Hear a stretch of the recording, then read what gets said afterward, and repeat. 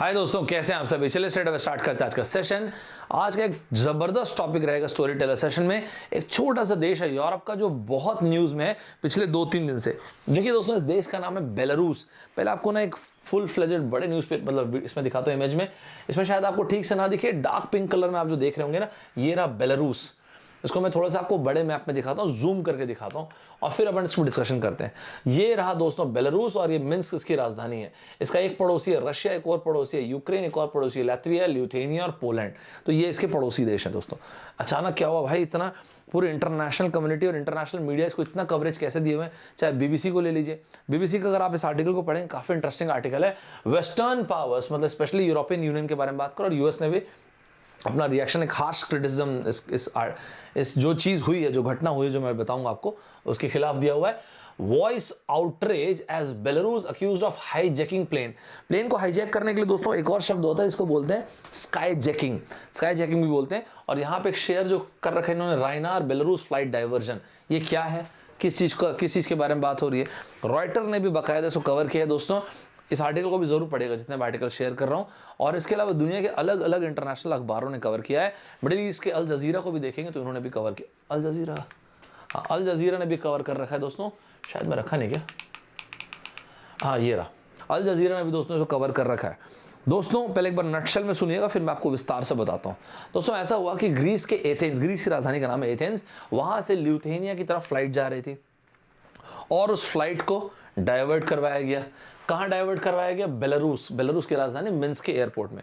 तो एक अपने ही तरह का एकदम गजब का ड्रामेटिक इवेंट हुआ। अभी 23 तारीख को 23 मई 2021 को एक क्रैकडाउन देखने को मिला, जिसमें सिविलियन एयरलाइन मतलब सिविल एयरक्राफ्ट को, जिसमें तकरीबन 120 से ऊपर 126 पैसेंजर्स के आसपास थे, उसको इंटरसेप्ट किया गया।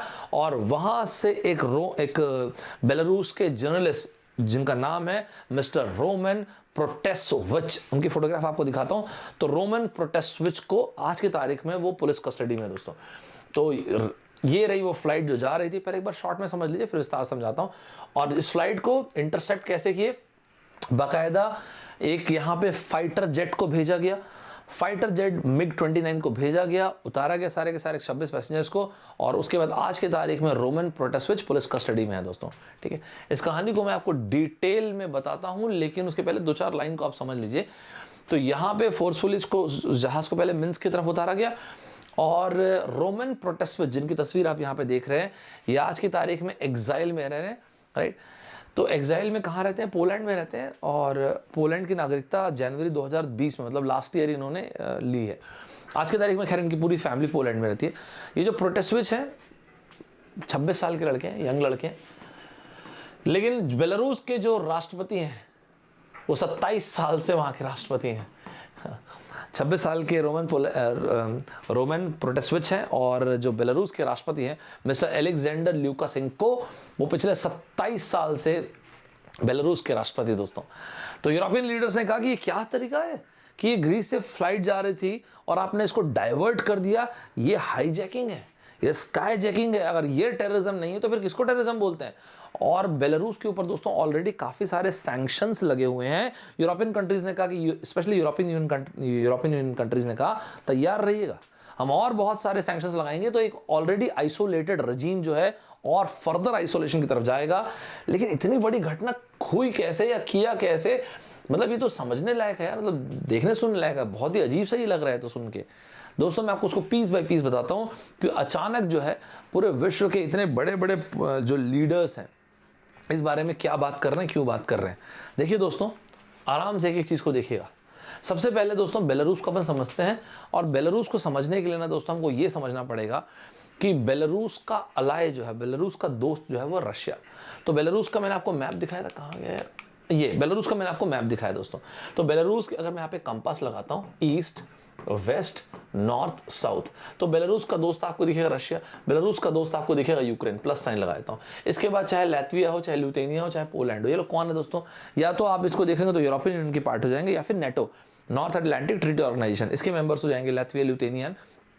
तो ये तीनों की तीनों कंट्रीज जो है, लैटविया, लिथुआनिया और आपका ये पोलैंड जो है, राइट, तो इस तरह से इनके जो दोस्त हैं मेनली रशिया, और इनके जो अलाइज हैं किसके, बेलारूस के, वो हो गए रशिया और यूक्रेन हो गए दोस्तों। बेलारूस दोस्तों बहुत ज़्यादा घनी आबादी का देश नहीं, यूक्रेन की तरह छोटा सा देश है, 95 लाख की आबादी का देश है, 9.5 मिलियन की आबादी का देश है दोस्तों। ये भी उसी राइवलरी के बीच में फंसा हुआ है जो हम अक्सर शीत युद्ध के फॉर्म में सुनते आ रहे हैं दोस्तों, और वो है वेस्टर्न कंट्रीज और रशिया के बीच की राइवलरी। यहाँ पे जो राष्ट्रपति हैं जिनकी मैंने तस्वीर आपको दिखाया था, अलेक्जेंडर ल्यूकाशेंको, इनको कहा जाता है कि सर जी आप ना, नहीं ये नहीं, एक और तस्वीर दिखाया था, ये तो वो बालक है, मतलब लड़के हैं, ये अलेक्जेंडर ल्यूकाशेंको, इनके लिए कहा जाता है कि सर आप ना यूरोप के लास्ट डिक्टेटर हैं, पिछले 27 साल से ये राष्ट्रपति बने हुए दोस्तों। बहुत भयंकर ऑपोजिशन मूवमेंट चल रहा है, लोग जो हैं जो प्रो डेमोक्रेसी मूवमेंट डेमोक्रेसी चाहते हैं, जो प्रो डेमोक्रेसी वाले लड़के लड़कियां हैं, वो काफ़ी समय से डिमांड करेंगे, अरे सर हो गया ना, डेमोक्रेसी लाइए, डेमोक्रेसी लाइए, इकोनॉमिक रिफॉर्म्स लाइए, ये काफ़ी समय से चला आ रहा है दोस्तों। ये मत सोचिएगा कि यहाँ पे इलेक्शन नहीं हुआ, 26 अगस्त के महीने में यहाँ पे इलेक्शन हुआ था, लास्ट ईयर की बात कर रहा हूँ दोस्तों, और इस इलेक्शन में एकदम लैंडस्लाइड विक्ट्री मिली थी इनके हिसाब से, या ऑफिशियल जो डेटा उसके हिसाब से अलेक्जेंडर साहब की, तो इनको एक ना ल्यूकाशेंको साहब को एक लैंडस्लाइड विक्ट्री मिली थी। लेकिन वेस्टर्न कंट्रीज ने कहा, जो जहाँ पे डेमोक्रेसी मूवमेंट वाले लोगों ने कहा, जो इनके ऑपोजिशन वालों ने कहा कि क्या है सर, पूरा इलेक्शन ही रिग कर दिए आपको आप लोग तो। और इसके चलते ना दोस्तों स्ट्रीट बहुत सारे लोग ना रोड पे उतरे थे और गजब का प्रोटेस्ट हुआ था, गजब मतलब गजब का प्रोटेस्ट हुआ था। इसमें से फिर बहुत सारे लोगों को पकड़ के जेल में बंद कर दिया गया था, जेल में डाल दिया गया था। और अब जो घटना हुई, अब यहाँ से मैं लेके आता हूँ आपको, थोड़ा सा आपको थोड़ा बहुत तो समझ में आ गया होगा इतिहास। अब आइए यहाँ पे, अब जो घटना उस पर आता हूँ। तो अभी यूरोपियन यूनियन ने डिसाइड किया कि देखो यार, बेलारूसियन एयरलाइंस को तो पहले बैन करो कि यूरोपियन स्काइज को यूज ही नहीं करेंगे लोग। ये जो किए ना ये लोग, जो पूरे के पूरे पैसेंजर एयरलाइंस को इन्होंने डाइवर्ट किया, ये गलत है। जो आपने डाइवर्ट किया है, ये आप ये बोल के कि डिसेंडेंट जर्नलिस्ट का जो मैं अरेस्ट कर रहे हैं, ये एकदम गलत है, एकदम सरासर गलत है जो आपने किया है। ये स्काई जैकिंग है, यही है फॉर्म ऑफ टेररिज्म दोस्तों। अभी यूरोपियन यूनियन के सारे 27 के 27 देश मिलने वाले हैं, और आप बहुत जल्दी सुनेंगे, क्योंकि ऑलरेडी उन्होंने बोल दिया है कि कोई भी यूरोपियन यूनियन की जहाज जो है बेलारूस के ऊपर से नहीं उड़ेगा। और तैयार रहिएगा, मेजर इकोनॉमिक सैंक्शंस हम लोग लगाने वाले हैं। जितने भी मेजर यूरोपियन एयरलाइंस, आपको इसी समझ में आ जाएगा इनकी सिंसियरिटी, उन्होंने ऑलरेडी अपने फ्लाइट्स को रीरूट करना शुरू कर दिया है। उन्होंने बेलारूसियन एयर स्पेस को यूज करना बंद कर दिया है, अभी राइट नाउ ऐसा है। यूके ने खुद ने सस्पेंड कर दिया ऑपरेटिंग परमिट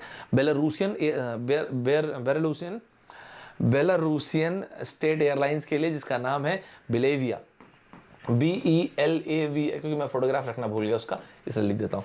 तो बिलेविया के बारे में बात करूँ, दिख नहीं रहा शायद आपको, BELAVIA दोस्तों, ध्यान रखिएगा। तो उन्होंने बोला कि नहीं, कोई जरूरत ही नहीं है, आप लोग तो बिल्कुल यूज नहीं करोगे ये सब कुछ। लेकिन हो क्या रहा है, कैसे हो रहा है, इतना बड़ा स्टर्न एक्शन वगैरह। अच्छा, ये आप आर्टिकल जरूर पढ़िएगा। EU agrees new Belarus sanctions after plane arrest. अभी की घटना है, मतलब खबर है दोस्तों। जैसा मैंने आपको बताया, जो 26 साल के जो लड़के हैं जिनका नाम है मिस्टर रोमन प्रोटेसोविच, ये फ्लाइट लिए ग्रीस से ल्यूथेनिया की तरफ जा रहे थे, और यहाँ पे फ्लाइट को रीरूट किया। ग्रीस से ल्यूथेनिया की तरफ जा रहे थे, और यहाँ से बेलारूस की सरकार ने कहा कि यार इस फ्लाइट में बॉम्ब है, इसलिए हम लोगों ने रीरूट किया भाई इसको मिन्स्क एयरपोर्ट की तरफ। आप लोग क्या सोच रहे हो?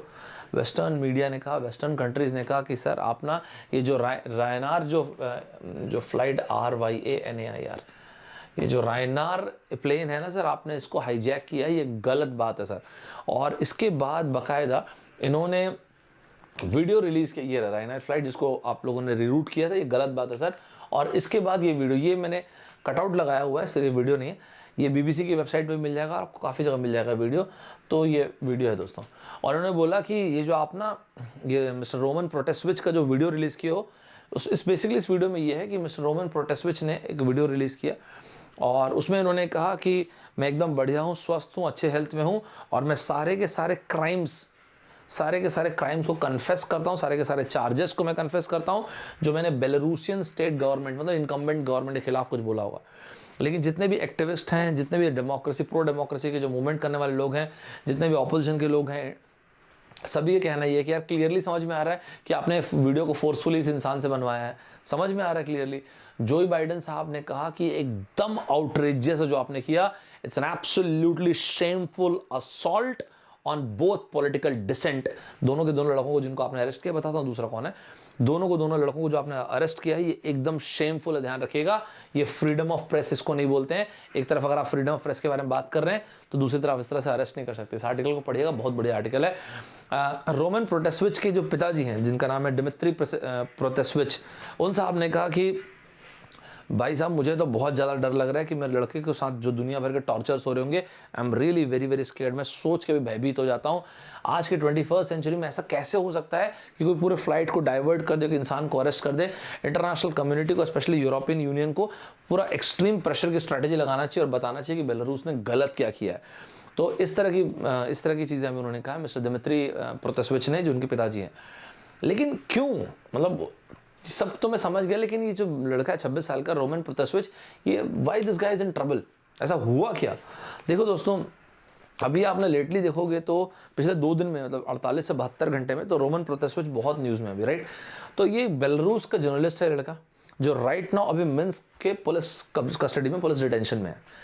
तो ये जो एक्स्ट्रा ऑर्डिनरी डाइवर्जन हुआ ना राइनार फ्लाइट का, ग्रीस से जो जा रही थी तो लिथुआनिया की तरफ, तो उसका एक्स्ट्रा ऑर्डिनरी डाइवर्जन है दोस्तों। ये इसी चीज़ के लिए टर्म बोला जा रहा है हाईजैकिंग, स्टेट हाईजैकिंग या स्काई जैकिंग, जो भी बोल लीजिए आप। इनको और इनका एक और दोस्त है जो कि को-फाउंडर्स हैं एक्चुअली लोग, स्टीफन प्यूतेलो। ये स्टीफन प्यूतेलो को-फाउंडर किसके हैं? को-फाउंडर दोनों ये दोनों के दोनों लड़के एक चैनल के, टेलीग्राम चैनल की बात कर रहा हूँ, जिसका नाम है नेक्स्टा। एक्चुअली इसको नेक्स्टा लिखते हैं, इसको पढ़ते हैं नेक्स्टा है, ठीक है। तो ये जो नेक्स्टा है, नेक्स्टा, जो भी आपका मन करे वो बोल लीजिए। इसमें आज की तारीख में 2 मिलियन सब्सक्राइबर्स हैं। 2 मिलियन सब्सक्राइबर दोस्तों भयंकर बड़ा नंबर है। ऐसे इतना भी नहीं है। जिस देश की आबादी 9.5 मिलियन है, मतलब 95 लाख की आबादी के देश में एक टेलीग्राम चैनल, इसमें 20 लाख की आबादी है, मतलब 20 लाख सब्सक्राइबर्स हैं। अब आप बताइए, बड़ा नहीं है? मैं ये नहीं बोल रहा कि सारे के सारे बेलारूसियंस ही होंगे, जो भी होंगे, लेकिन 20 लाख सब्सक्राइबर्स मतलब बहुत बड़ा नंबर है, भयंकर बड़ा नंबर है। तो ये नेक्स्टा या नेक्स्टा, जो भी बोल दीजिए, ये करता क्या है, बेसिकली जो भी प्रोटेस्ट्स होते हैं उनको ऑर्गेनाइज करते हैं। ये जो, क्योंकि क्या है, बहुत ज़्यादा जो स्टेट मीडिया वो हैवी सेंसरशिप से गुजरती है, तो नेक्स्टा, अच्छा बाय द वे, नेक्स्टा ने एक, नेक्स्टा या नेक्स्टा जैसा भी है, तो इनके इस नाम का मतलब क्या होता है, समबडी। ध्यान रखिएगा दोस्तों, इसको भी थोड़ा सा एनोनिमस टाइप का रखा हुआ है इन्होंने, ताकि फील भी आए कि प्रोटेस्ट वगैरह का। तो ये जो जितने भी प्रो डेमोक्रेसी के लिए जो प्रोटेस्ट होते हैं या फिर अपोजिशन के जो प्रोटेस्ट होते हैं, उनको चैनलाइज करते हैं कि भाई साहब यहाँ पहुँचो, वहाँ पहुँचो, यहाँ पहुँचो, अपन प्रोटेस्ट करेंगे। इसके अलावा फोटोज शेयर करते हैं, वीडियो शेयर करते हैं कि देखो पुलिस जो है इतना ब्रूटैलिटी कर रही है। इसके अलावा जो अपोजिशन की रैलीज कहाँ कहाँ पे हो रही हैं, तो इस तरह से ना ये लोग वीडियोज़, फोटोज़ ये सब शेयर करते हैं, स्टीफन प्यूतेलो और ये जो रोमन है, ये दोस्तों अभी ये हुआ है दोस्तों, राइट।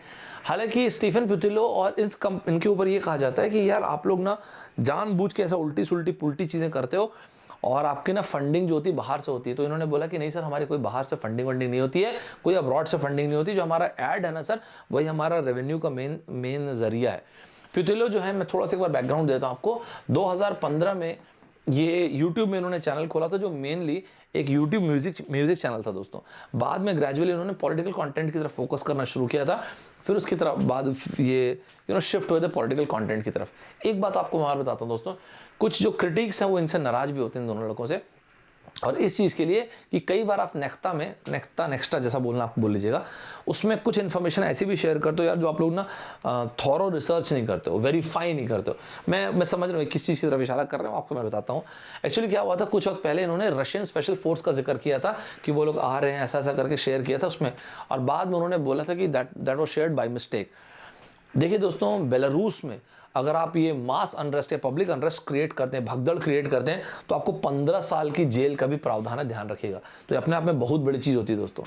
और ये जो इनके रोमन के बारे में एक बात आता हूँ, तो इनके साथ एक सीन ये भी है दोस्तों कि 2019 में ये बेलारूस छोड़ के चले गए और जनवरी 2020 में ये पोलैंड की सिटीजनशिप इन्होंने एक्वायर कर लिया था।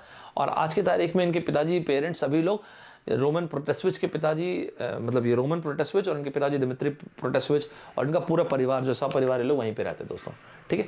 तो मेरे ख्याल से आपको समझ में आ गया होगा। वैसे एक आपको इंसिडेंट भी शेयर करता हूँ। ये जो रोमन प्रोटेस्विच है, आज क्या एज है, 26 साल है।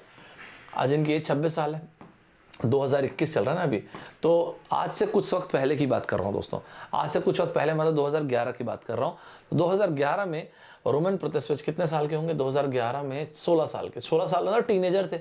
और उस टाइम भी ये एंटी ल्यूकाशेंको, मतलब जो इनके राष्ट्रपति हैं, वो तो 27 साल से राष्ट्रपति हैं, इनकी उम्र से 1 साल पहले से राष्ट्रपति, जितने साल के ये हैं।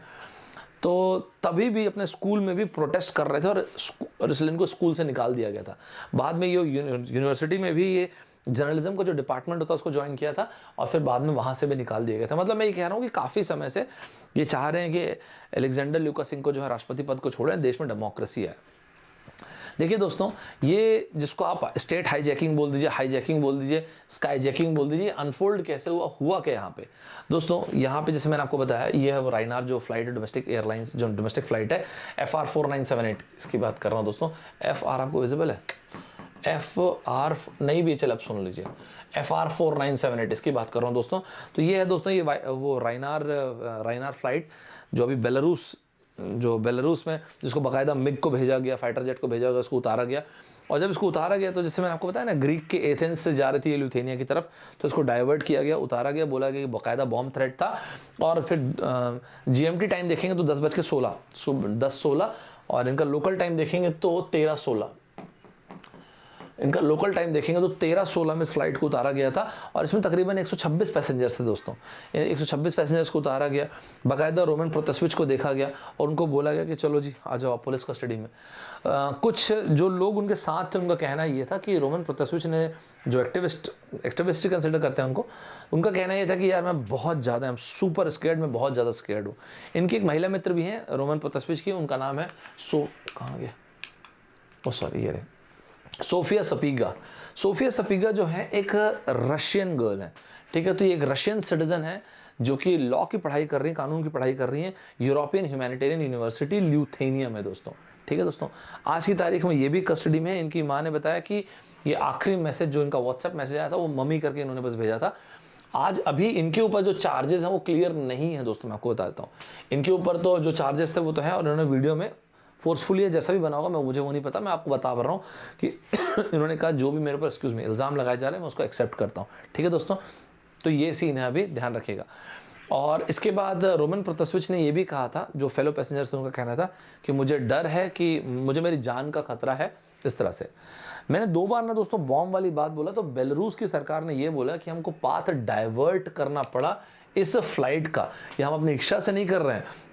ये जो फ्लाइट ग्रीस के एथेंस से जा रही थी लिथुआनिया की तरफ, हमको फ्लाइट जो डाइवर्ट करनी पड़ी, हमारे पास ये इन्फॉर्मेशन आई थी कि इसको इजराइल में, आप अभी देखोगे तो मैं पैलेस्टीन के और इजराइल के इसमें कन्फ्लिक्ट बहुत डिस्कस किया हूँ। तो पैलेस्टीनियन मिलिटेंट ग्रुप जो हमास है वो उसको बॉम्ब से उड़ाने वाले थे विलिंसो के पास, और इसके चलते हम लोगों ने डाइवर्ट किया। तो एक ऑफिशियल का कहना ये था कि यार हमको तो ये पता चला बाकायदा कि जो पैलेस्टीनियन मिलिटेंट ग्रुप है वो उसको उड़ाने वाला है, और इसलिए हम लोगों ने ऐसा किया। आप लोग क्या सोच रहे हो? हम लोगों ने अपनी इच्छा से थोड़ी ऐसा किया, हमें तो पता चला था कि ये जो विलिनस के पास इसको उड़ा देंगे, मतलब लिथुआनिया के पास को उड़ा देंगे, इसके चलते हमने ऐसा किया। मैं आपको एक बात बताता हूँ दोस्तों, हमास जो कि है एक जो पैलेस्टीनियन मिलिटेंट ग्रुप है, उनकी कोई हिस्ट्री नहीं रही अब तक कि बेलारूस के ऑपरेशंस में, किसी भी तरह के किसी बेलारूस के इवेंट्स में।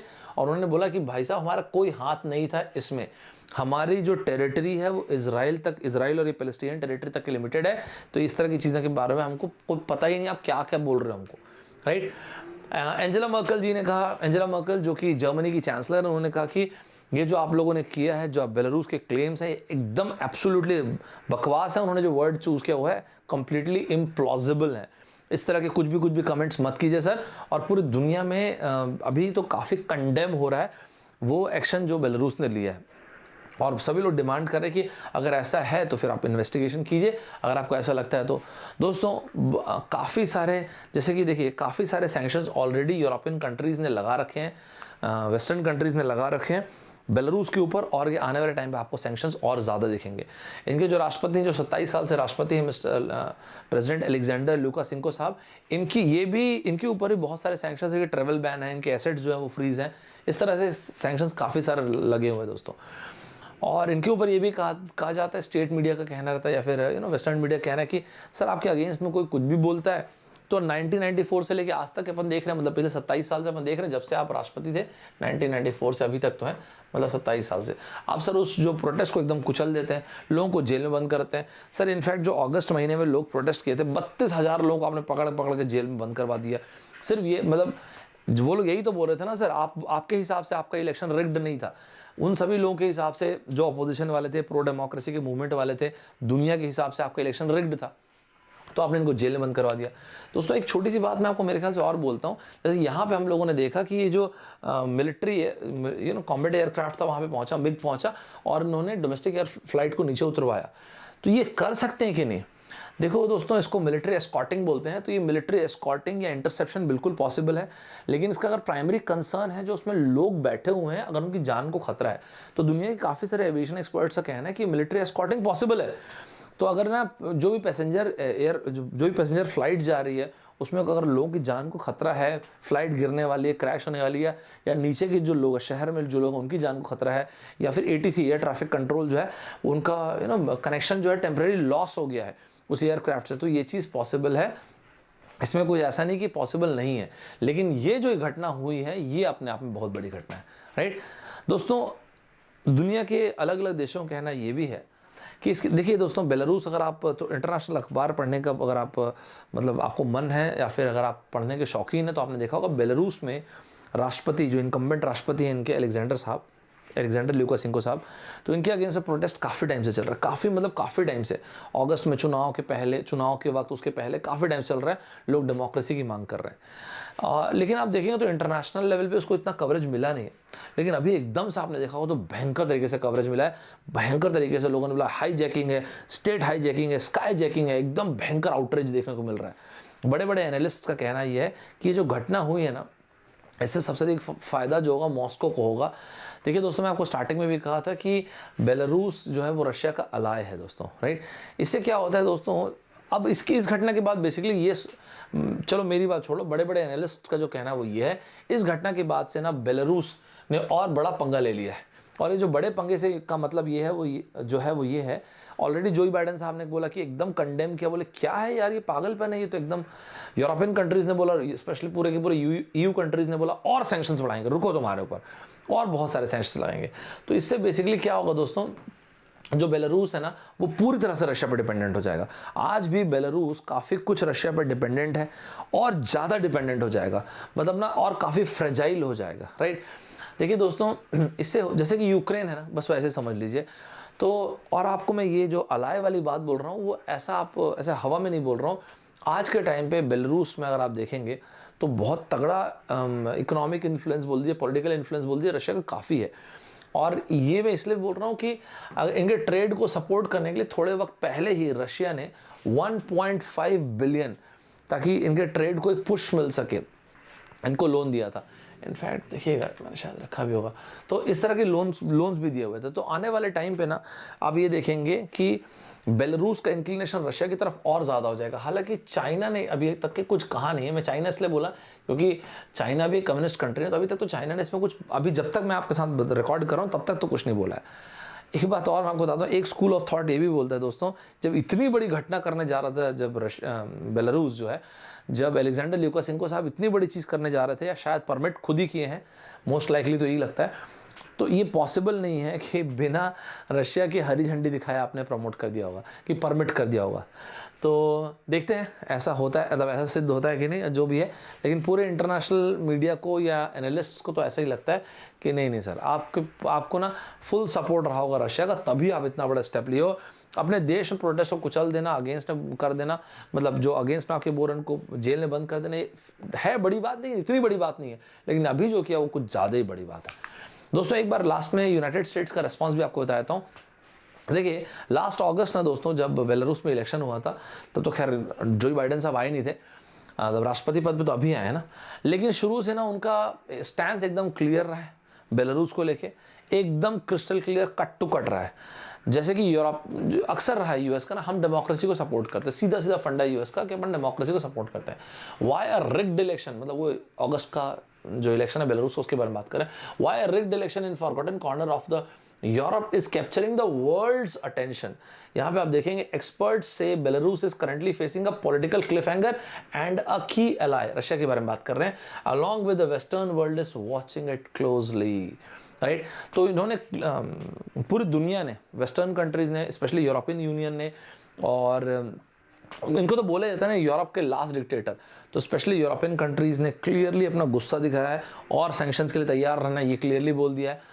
और जो जोई बाइडेन साहब है उन्होंने एक बात बोला है कि it's an assault to democracy.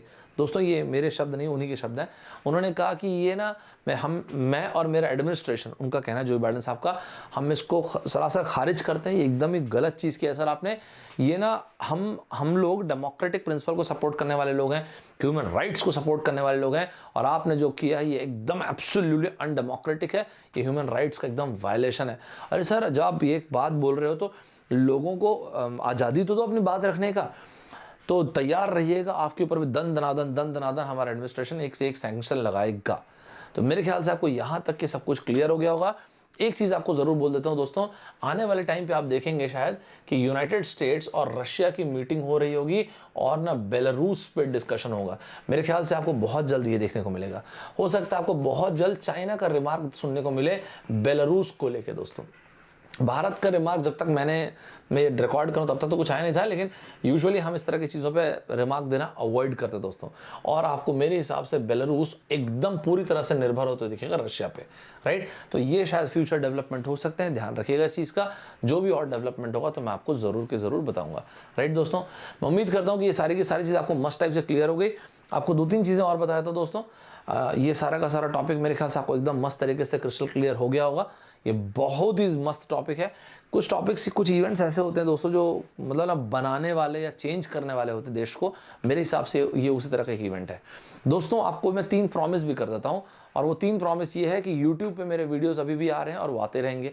Unacademy के ऐप पे दोस्तों मेरे वीडियोस आते रहेंगे, फ्री जो वीडियोस हैं। और तीसरी चीज़ दोस्तों, जो सब्सक्रिप्शन वाली मेरी क्लास है वो भी आती रहेगी। सब्सक्रिप्शन वाली क्लास जो मेरी है उसका मतलब प्लस वाली क्लास। दोस्तों प्लस क्लास में बेस्ट चीज़ जो होती है वो एक सब्सक्रिप्शन से आप इंडिया के जितने टॉप से टॉप एडुकेटर सभी लोगों से पढ़ सकते हैं, जस्ट एक सब्सक्रिप्शन से। हज़ारों बार वीडियो को देखना, हज़ारों बार करोड़ों बार देखना, करोड़ों बार देखिए उस स्पैन के दौरान। वीडियो वहाँ पे रिकॉर्डेड फॉर्म में रहेगा, जो हम बोर्ड पे लिखते हैं वो भी वहाँ पे रहेगा, डाउनलोड कर सकते हैं आप। तो वहाँ पे आपको जो सबसे बड़ा बेनिफिट होता है वो लाइव क्लासेस, और लाइव क्लासेस रिकॉर्डेड फॉर्म में भी अवेलेबल है। जितने बार रिवाइज करना उतने बार कीजिए। क्रैश कोर्स उनके लिए फ्रीली अवेलेबल होता है। वीकली टेस्ट आप देखेंगे तो टेस्ट की क्वालिटी, मतलब कंटेंट की क्वालिटी आपको जबरदस्त मिलेगी। डाउट क्लियरिंग सेशन आपको वीकली मिलता है। बाइलिंगुअल होता है, रैंक इंप्रूवमेंट बैच, ये सब आपके लिए फ्रीली एक्सेसिबल होता है। दोनों की दोनों चीज़ें हम लोग ऐसे रेकमेंड करते हैं कि आप आइकॉनिक सब्सक्रिप्शन लें। इसका मेन रीज़न आपको मस्त 1-to-1 मेंटोरशिप मिलती है। दोस्तों मैंने सैंपल के लिए गेट ये से लिखा है, चाहे तो आप किसी भी एग्जाम, IIT से लेके कैट से लेके बैंक, SSC, कोई भी एग्जाम में प्लस या आइकॉनिक सब्सक्रिप्शन ले सकते हैं। कभी भी कोई फीस जो लिखी होगी उसको मत पे कीजिएगा। यहाँ पे कोड यूज़ कीजिएगा ST26, जहाँ पे चाहे वहाँ पे यूज़ कर सकते हैं, यूनिवर्सल कोड है। और आपको एकदम दिखेगा, आपको जो भी फीस पे करना उसमें कमी दिखेगी, चाहे प्लस सब्सक्रिप्शन हो दोस्तों, चाहे आइकॉनिक सब्सक्रिप्शन हो। मेक श्योर कीजिएगा ये वाला कोड यूज़ करने का। इससे आपको तुरंत एक हैवी डिस्काउंट देखने को मिलेगा, राइट दोस्तों। Weekly quiz, weekly scholarship test, ये सब मत मिस कीजिए। अगला टेस्ट के रिमाइंडर अभी की अभी, अगर आप वाकई में ऑनेस्टली तैयारी कर रहे होंगे, अपने ड्रीम्स के लिए ऑनेस्ट होंगे, ये सब मत मिस कीजिए। पता है ये सब आप ना तैयारी करेंगे, ये सब आप अच्छे से देंगे ना, तो आपको सबसे पहले तो पता चलेगा आप नेशनल लेवल पे स्टैंड कहाँ कर रहे हैं, किस तरह की चीज़ें पूछी जाती है। जो यहाँ पे पेपर आता है one of the most authentic paper होता है दोस्तों।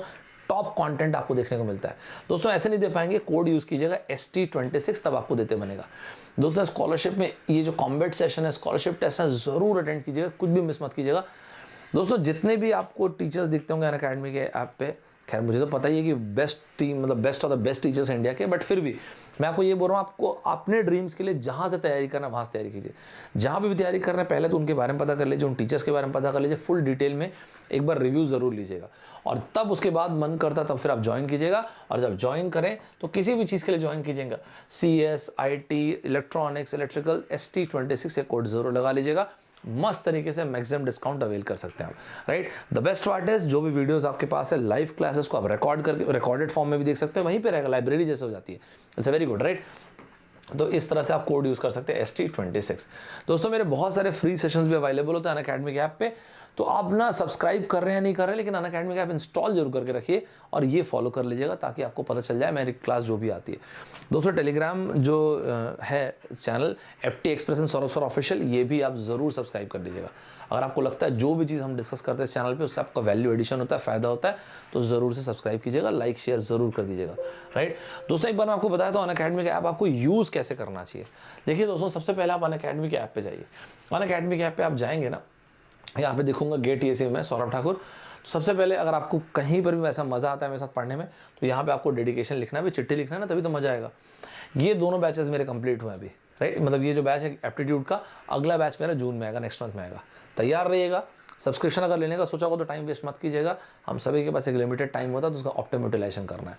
जिन्होंने सोचा है कि सर फ्री वीडियोस आपके कहाँ पे अवेलेबल है, स्पेशल क्लास में जाइए, किसी भी बहुत सारी वीडियोस, आप सी मोर में जाएंगे आपको सब दिख जाएगा। राइट, बहुत सारे, सिर्फ 3 नहीं, बहुत सारे। तो आप हर जगह ST26 लिखेंगे। मैंने इसलिए ना स्टार्टिंग में कोड दे रखा था कि आपको डाउट ना हो, ये तो आप मस्त से देखेगा। जैसे आज मैं कैलकुलेशन हैक्स पे सेशन लूँगा, थोड़ी देर में भी लिंक शेयर कर रहा हूँ। इसी तरह से मैंने रीडिंग हैबिट पे एक सेशन लेना है, यहाँ पे भी आप आ सकते हैं। ये सब फ्री सेशन है। इसके अलावा यूट्यूब में दोस्तों मैंने कल ही एक 4 घंटे का सेशन लिया हुआ। इसी तरह से अभी 9 बजे आज फिर से एक सेशन चलेगा। ये मैराथन सेशन है दोस्तों, आप ही लोग के लिए। मेक श्योर कीजिए मस्त तरीके से अटेंड करें, कोई भी चीज़ मिस ना करें। तो ये था दोस्तों हमारा आज का सेशन। मुझे बताइएगा कमेंट बॉक्स में इस टॉपिक पे आपका ओपिनियन क्या, आपका व्यू क्या है, और ये टॉपिक आपको मस्त क्लियरली समझ में आया कि नहीं। ज़रूर से अपना ओपिनियन शेयर कीजिएगा कमेंट बॉक्स में। अगर आपको अच्छा लगा होगा वीडियो तो अपने दोस्तों के साथ भी शेयर कीजिएगा। बहुत जल्द फिर से मिलते हैं। बाय बाय बड़ी, टेक केयर, जय हिंद दोस्तों।